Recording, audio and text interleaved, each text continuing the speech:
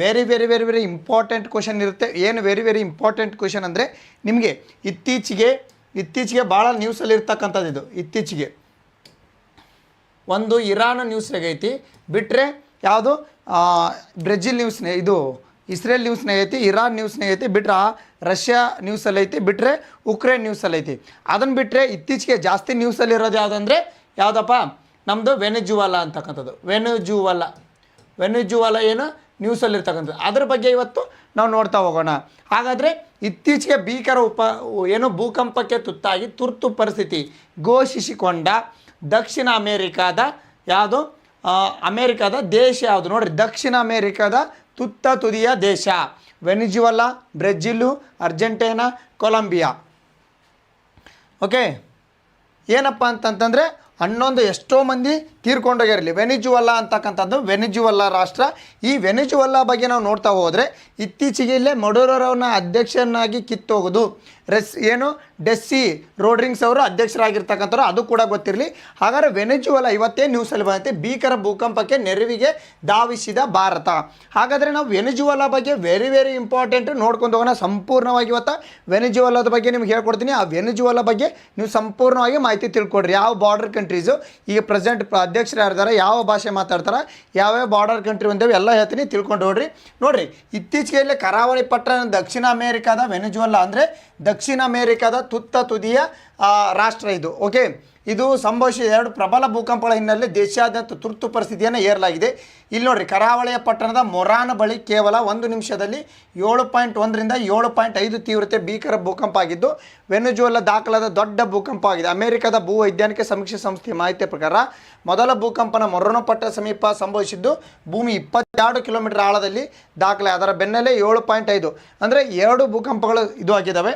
ಒಂದು 7.1 ಮತ್ತು 7.5 2 ಭೂಕಂಪಗಳು ಸಂಭವಿಸಿದ್ದು. ಅತಿ ಹೆಚ್ಚಾಗಿ ನೋಡ್ರಿ, ಇದು ಅಮೇರಿಕಾದಲ್ಲೇ ದೊಡ್ಡ ಭೂಕಂಪ ಇದು ಈ ತೀವ್ರತೆಯಲ್ಲಿ ಆಗಿದ್ದು.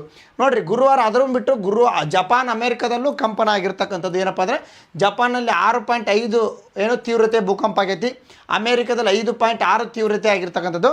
ಹಾಗಾದರೆ ವೆನೆಜುವಾಲಾ ಈ ಭೂಕಂಪ ಆಗೈತಲ್ಲ, ಈ ವೆನೆಜುವಾಲಾ ಬಗ್ಗೆ ನಾವು ನೋಡ್ತಾ ಹೋದರೆ ನೋಡ್ರಿ, ವೆನೆಜುವಾಲಾ ಅಂತಕ್ಕಂಥದ್ದು ಇಲ್ಲಿ ನೋಡ್ರಿ ಬಾರ್ಡರ್ ಕಂಟ್ರೀಸ್ ಯಾವುದಪ್ಪ ಅಂದರೆ ಇದು ಕಾರ್ಕಸ್ ಅಂತಕ್ಕಂಥದ್ದು ಇದ್ರದ್ದೇನು ರಾಜಧಾನಿ ಆಗಿರ್ತಕ್ಕಂಥದ್ದು.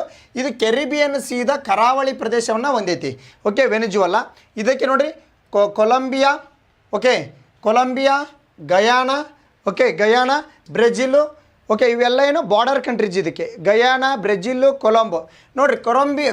ಕೆರಿಬಿಯನ್ ಸೀನ ಕರಾವಳಿಯನ್ನು ಹೊಂದಿರತಕ್ಕಂಥದ್ದು. ನೋಡಿ, ವೆನೆಜುವಾಲಾ ದಕ್ಷಿಣ ಅಮೇರಿಕಾದ ಉತ್ತರ ಕರಾವಳಿಯ ಒಂದು ದೇಶವಾಗಿದ್ದು ಇದು ಅಧಿಕೃತ ಹೆಸರು.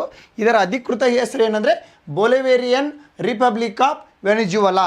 ಇದು ತನ್ನ ಅದ್ಭುತ ನೈಸರ್ಗಿಕ ಸೌಂದರ್ಯ, ಪ್ರಪಂಚದ ಅತಿ ಹೆಚ್ಚು ತೈಲವನ್ನು ಹೊಂದಿರತಕ್ಕಂಥದ್ದು. ಒಪೆಕ್ ಕಂಟ್ರಿಯ ಸ್ಥಾಪಕ ರಾಷ್ಟ್ರ ಇದು ಕೂಡ. ಇದೊಂದು ಕೂಡ ಒಪೆಕ್ ಕಂಟ್ರಿಯ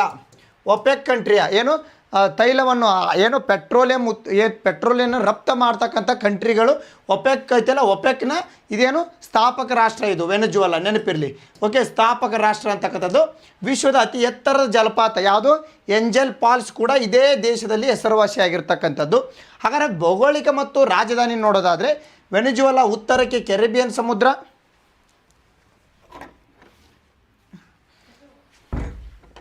ನೋಡ್ರಿ, ವೆನೆಜುವಾಲಾ ಉತ್ತರಕ್ಕೆ ಕೆರಿಬಿಯನ್ ಸಮುದ್ರ, ದಕ್ಷಿಣಕ್ಕೆ ಏನೊಂದೈತಿ ಬ್ರೆಜಿಲ್, ಅತ್ಯಂತ ದೊಡ್ಡ ದೇಶ ಬ್ರೆಜಿಲಲ್ಲಿ, ಆ ಖಂಡದಲ್ಲಿ ಅತ್ಯಂತ ದೊಡ್ಡ ದೇಶ ಬ್ರೆಜಿಲ್. ಪೂರ್ವಕ್ಕೆ ಗಯಾನ ಮತ್ತು ಪಶ್ಚಿಮಕ್ಕೆ ಕೊಲಂಬಿಯಾ ದೇಶಗಳೇ ಇದರ ಬಾರ್ಡರ್ ಕಂಟ್ರೀಸ್. ಇವನ್ನೆಲ್ಲ ಸ್ವಲ್ಪ ನೋಡ್ಕೋಬೇಕು, ಯಾಕಂದರೆ ಕ್ವಶನ್ ಹೆಂಗೆ ಕೇಳ್ತಾನೆ ಗೊತ್ತಿಲ್ಲ. ಇದರ ರಾಜಧಾನಿ ಕರಾಕಸ್ ಅಂತಕ್ಕಂಥದ್ದು ಇದರ ರಾಜಧಾನಿ. ಅಧಿಕೃತ ಭಾಷೆ ಏನಿದು ಸ್ಪ್ಯಾನಿಷ್, ಇದರ ಅಧಿಕೃತ ಭಾಷೆ. ಇತ್ತೀಚಿನ ಎದಕ್ಕೆ ಪ್ರಮುಖ ಸುದ್ದಿಯಲ್ಲಿ ಐತೆ ಅಂದರೆ 7.1 ಮತ್ತು 7.5 ತೀವ್ರತೆಯ 2 ಭೂಕಂಪಗಳು ಇತ್ತೀಚೆಗೆಯಲ್ಲೇ ನಡೆದಿದ್ದು. ಅದಕ್ಕೋಸ್ಕರ ರೀಸೆಂಟ್ ನ್ಯೂಸಲ್ಲಿ ಐತಿ ಬಾರ್ಡರ್ ಕಂಟ್ರಿ ಯಾವ ಕರಾವಳಿ ಪ್ರದೇಶ ಹೊಂದೈತಿ, ಯಾವ ಸಿ, ಅಟ್ಲಾಂಟಿಕ್ ಸಿ. ಈ ಕಡೆ ಬಂದರೆ ಈ ಕಡೆ ಯಾವ್ದು ಬರುತ್ತಾ ಪೆಸಿಫಿಕ್ ಓಷನ್ ಬರುತ್ತೆ. ನೋಡಿರಿ, ಈ ಕಡೆ ಪೆಸಿಫಿಕ್ ಓಷನ್ ಬಂದರೆ ಪೆಸಿಫಿಕ್ ಓಷನ್ ಇದಕ್ಕೇನು ಕರಾವಳಿ ಹೊಂದಂಗಿಲ್ಲ. ಬಟ್ ಇಲ್ಲಿ ಕೆರಿಬಿಯನ್ ಸಿ ಇದು ಮತ್ತು ಇಲ್ಲಿ ಅಟ್ಲಾಂಟಿಕ್ ಸಿ ಇದೇನು ಕರಾವಳಿಯನ್ನು ಹೊಂದಿರತಕ್ಕಂಥದ್ದು ಇದು.